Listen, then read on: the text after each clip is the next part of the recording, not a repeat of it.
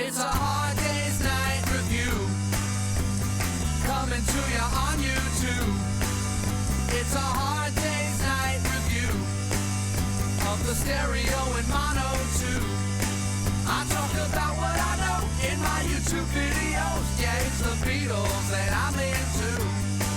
You know I work all day and night to make the videos just right, and it's worth it just to look and see so many people watching me. A 38-year-old man, obsessive Beatles fan. Yeah, it's the Beatles that I'm into. In my home, I got knowledge that I like to use. In my home, that's where I do my Beatles reviews. Yeah, it's a hard day's night review, coming to you on YouTube. Yeah, it's a hard day's night review, stereo and mono too.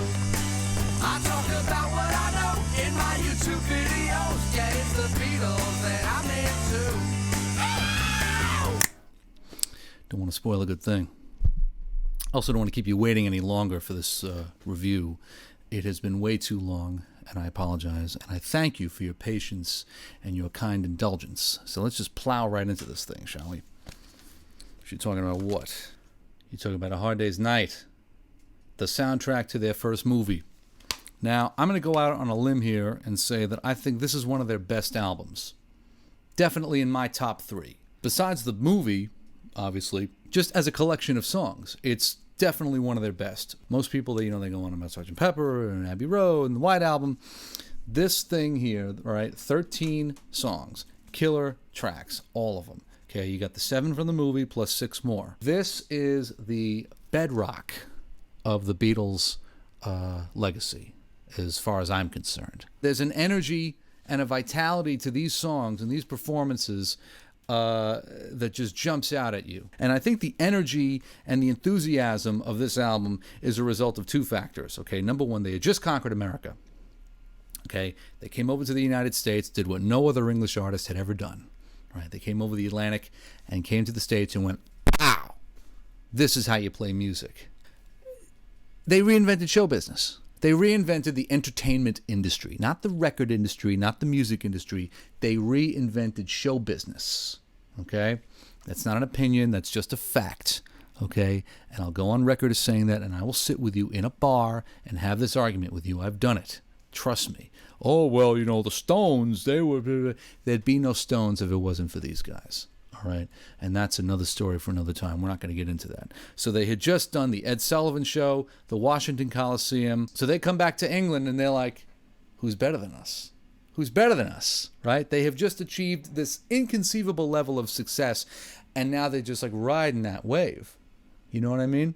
But shooting was scheduled to begin on the movie. They had to get at least the 7 songs for the film recorded, mixed, mastered in the can, wham, bam, thank you, ma'am, in time for the movie. So this album was done not only in the glow of, massive success, but under a very tight deadline. Okay, this album was recorded in 4 days. 4 days in the studio it took them to make this record, one of their best. Okay, it's taken me longer than that to make this video. This record, always one of my favorites. So with that, it's a crime and a travesty that for 23 years I've had to put up with this. All right, this is the 1987 CD that they rushed out to get into the stores to coincide with the 20th anniversary of Sgt. Pepper. Okay, it's bad enough that it sounds like caca a doody poo poo, but the decision to put the first 4 Beatles albums out on CD in mono only? Whose idea was that? Whose idea was that? In this boring package, this looks like, like no thought was put into this whatsoever. This is garbage, all right? Fortunately, we've got the remasters, the 2009 remasters. Now, I'm the beatard, so I got stereo and mono. This is the mono package, authentic reproduction of the English LP, and the stereo, of course. I love the way the stereo remaster boxes unfold twice. I love that. Booklet, chock full of photos, chock-a-block, as they say in England. How do they sound? They sound spectacular. You know I'm going to say that. People keep asking me, so what do you think of the remasters? I love them, okay? You know that. But when it comes to Hard Day's Night, I prefer the stereo, okay? The stereo mixes on a Hard Day's Night breathe and have this like space to them that's really, really nice. And the remasters really bring that out.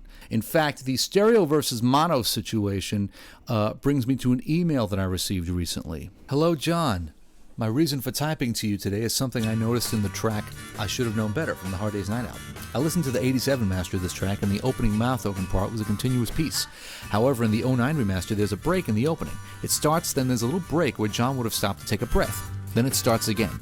In the 87 master, it wasn't like this. It was continuous with no breaks. So I went to my record collection and put on my original 64 English vinyl copy of Hard Day's Night. On this, the track was like the 09 remaster with the break. This makes me think that the song was originally recorded so, and for whatever reason, the space was filled in 1987. Why would that have been so? Could you touch on this when you do the Hard Day's Night review? Many thanks. Peace and love. Bis Beatle. Thank you for writing in, Bis Beatle. Very simple explanation for that. When they did the mono mix of I Should Have Known Better, they did a tape edit to cover up that breath. But they did not do the tape splice for the stereo mix. So if you hear Lennon take a breath in that phrase, you're listening to a stereo mix. So obviously your vinyl copy is a stereo copy. Not bad. And of course the 1987 CD was in mono only. I remember the stereo mix of I Should Have Known Better from the Hey Jude album.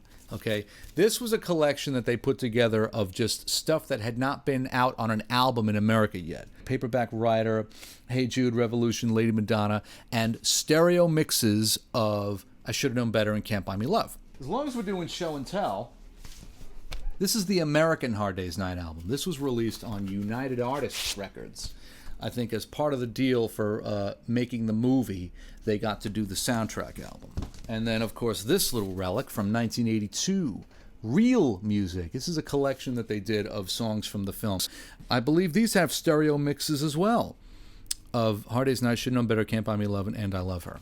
There you have it, folks. Hard Day's Night. Love it.